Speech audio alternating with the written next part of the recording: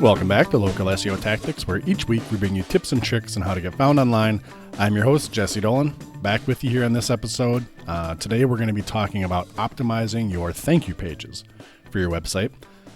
So if you're doing something with your website, maybe getting a service request online for a form submission, where they have to fill out a form to request service or request a quote.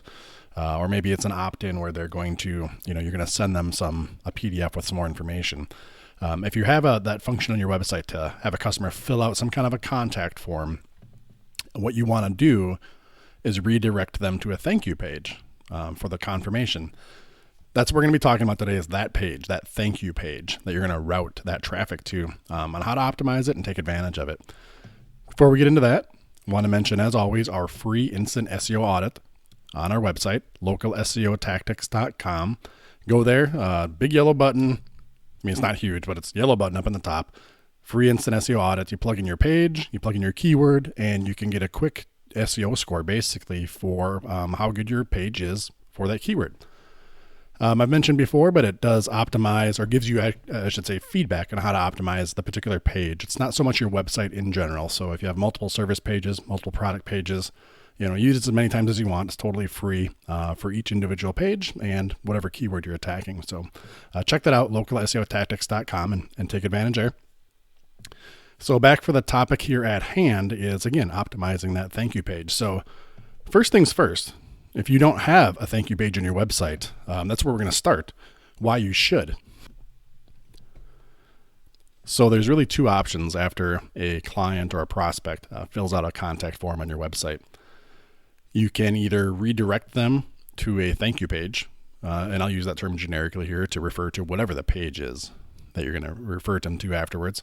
Or forms will also have the option to just put some text on the screen. So whatever page your contact form is in on your website, and if you're watching the video, I literally just drew a square, like this is your website, right here. So on the contact form on your website, they're going to fill out the information, hit submit, hit next, hit whatever the button says. And then that form is going to go away, and it's going to have some kind of confirmation text. By default, it's usually, hey, thanks for contacting us. We'll be in touch shortly. Or, you can customize it to be whatever you want. The method we're going to talk about here today is not having that confirmation text, but actually redirecting to a confirmation page.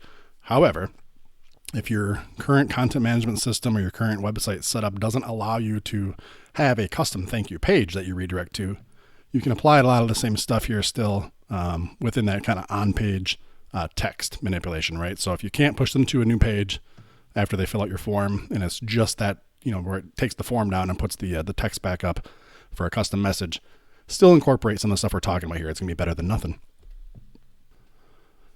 So first things first, if you don't currently have a thank you page, you're going to want to go create one.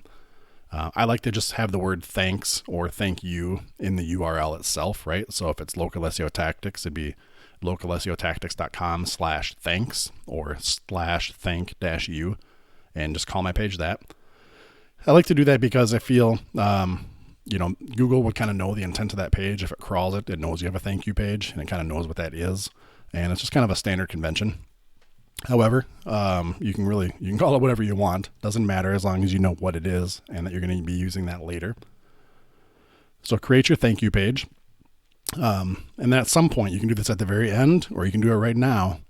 You are going to have to go back into the settings of that form. And depending on the content management system you use or the type of form that you're using in your website, like if you're on WordPress, you can get Gravity Forms is a very popular plugin to allow forms, the process and function of forms on your website.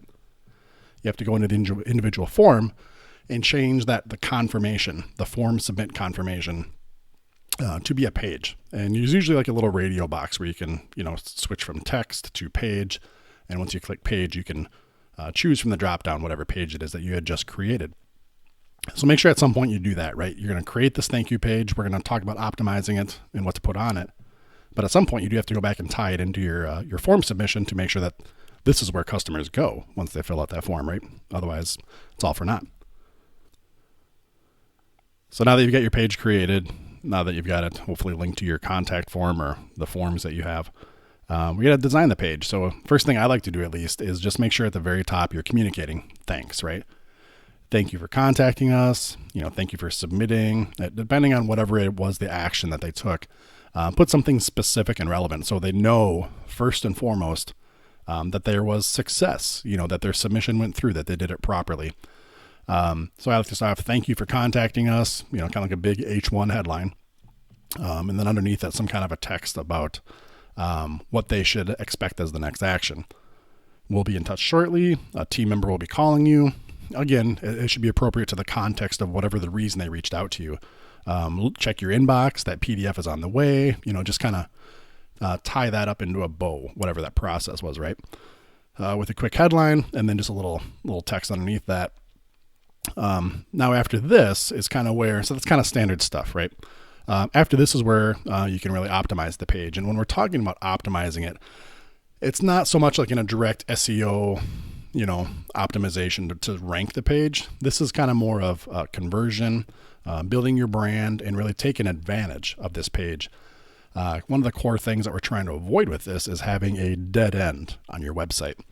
A website is not just some magical sales tool. If you get it ranked in Google, that's great. Now you can get traffic to your page, but your website has to convert, right? It has to sell. And that's the purpose of it. It's to act as an online brochure. Unless you're e-commerce, then you actually literally sell right through it. But if you're talking about a local business or a service or things like that, it's a brochure. It's informational with the ability for them to then contact you and call you, right? So in the spirit of not having your thank you page be a dead end where it's just, hey, thanks for reaching out. We'll be in touch. If you can put yourself in the customer or the prospect's shoes at that point, they've contacted you, now they're hitting this page and it's like, okay, cool, I'm done. Now, if you literally don't want them to do any more engagement with you, if you don't want them to check out another page on your website, if you don't want them to be maybe upsold or pre-sold on some kind of, next stage of your product or service, if you don't want any of that, then stop right there. That's, make sure you have a thank you page, right? And that you kind of close the loop on that. However, what we're talking about in terms of optimization is doing those things that I just alluded to, is giving them that next step, helping your sales process along, and providing them somewhere else to go to stay engaged with your brand.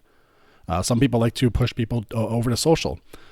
So under your kind of thank you content, then you would have a area that, maybe it's the Facebook logo, icon or whatever. Click here to go check out our Facebook page or check out our Instagram or follow us on social. You have all the icons, the things like that. You can take them off your website and still kind of keep them in your brand sphere.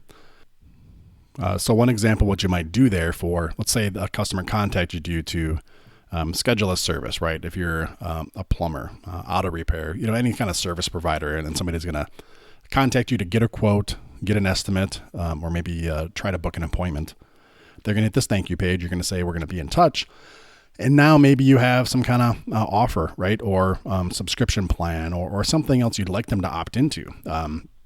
Maybe if you offer, instead of doing a one-off repair, join our flat rate monthly deal, and for X price, you get 3 repairs per month, right? Or kind of whatever it is. If you have some kind of a program like that, this is a great time for you to promote it or upsell it, or at least plant the seed for your sales team and your customer care team when they do upsell it, right? So you would say, thank you, we'll be in contact, and then have another section underneath that of, hey, save money next time, or save some money this time, or check out XYZ for, the future benefits you can have if you jump onto our, Super Plus Platinum program. That this is the great spot for you to do that. They're engaged. They just sent it to you. They're kind of excited. They're going to be hearing back from you or getting their problem solved. They're kind of in a good mood. This is the perfect time to upsell them. It's a lot different than your salesperson saying that when they call them back to book the appointment or when they're in the field doing the service. If you can warm them up to the idea right now, that's going to be great. So any kind of that, program upselling kind of stuff that you can put on your thank you page, that's excellent. And when I say that, I don't mean just mention it, but, click here to learn more about the program. Just because they've already contacted you doesn't mean you shouldn't want them to browse something else on your website to learn more, right? So if you have that Platinum Plus program page, click here, have a big button, have a graphic, whatever it is to kind of drive traffic. After they've contacted you for a quote, now let's learn about our Platinum Plus program page and carry them through that journey. So another example, let's say if you're car sales, right? And somebody's like booking an appointment maybe to test drive a car.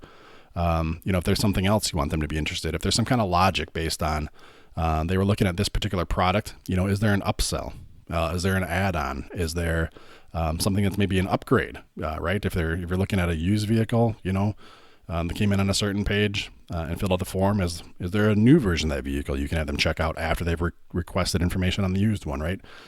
Just again, something else to promote, or give them different options and let them know that kind of stuff is there. If they don't click on it, they don't click on it, but you've got nothing to lose. You've got them very much on an engaged page here with 100% focus. So now when you do this, you may have multiple thank you pages, right? And this is maybe a good spot to stop and talk about this. If you have one thank you page for all the forms on your website, maybe you have multiple contact forms, your generic contact us. Maybe you have a get a quote, or there's a particular product or service they're doing an inquiry on. If you have one thank you page for everything, great. That's not bad. But don't be afraid to have multiple thank you pages. You're going to have to name them different and pick URLs, that are kind of unique.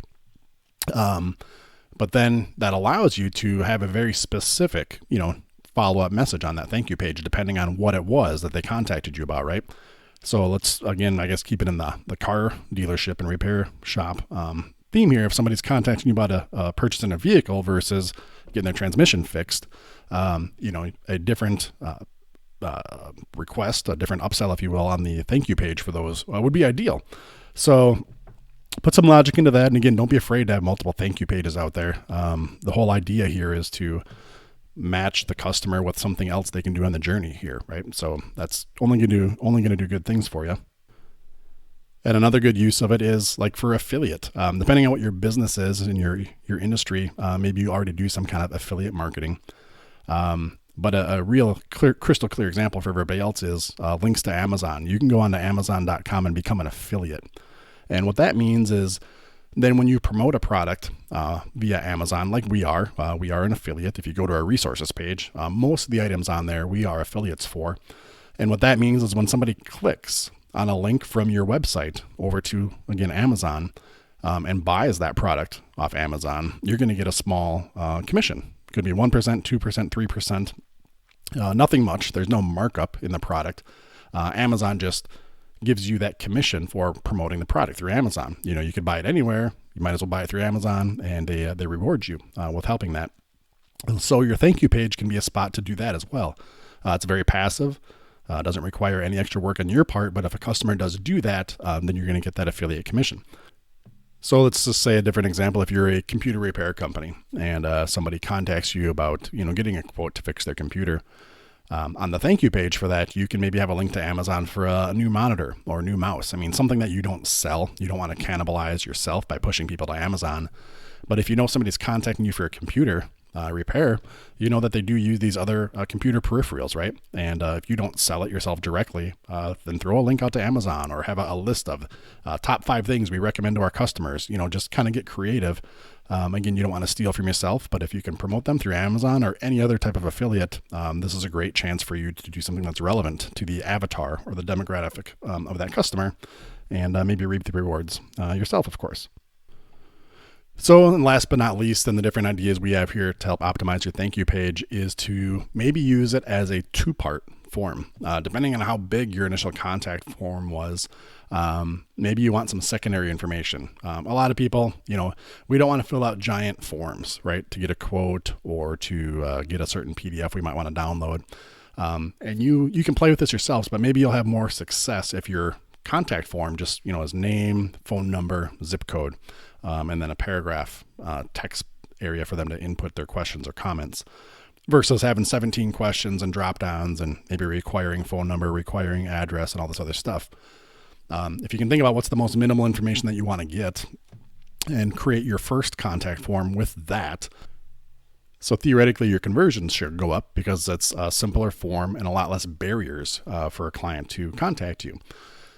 Now, if you do have some additional information that you'd love to get, that thank you page can be a second page of the form.